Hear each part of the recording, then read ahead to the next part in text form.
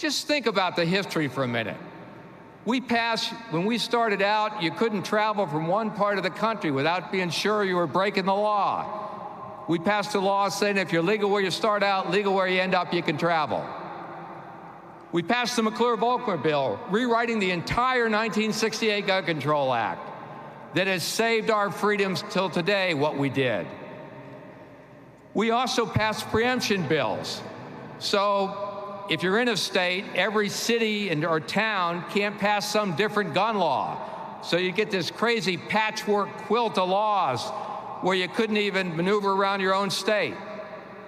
We passed hunter harassment laws, range protection laws.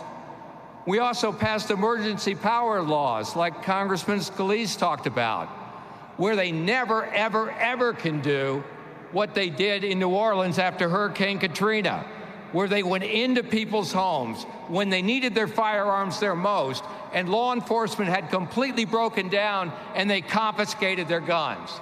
We passed a law saying that could never again happen in the USA. We also armed Americans' airline pilots. We made it possible for retired police officers to carry their guns.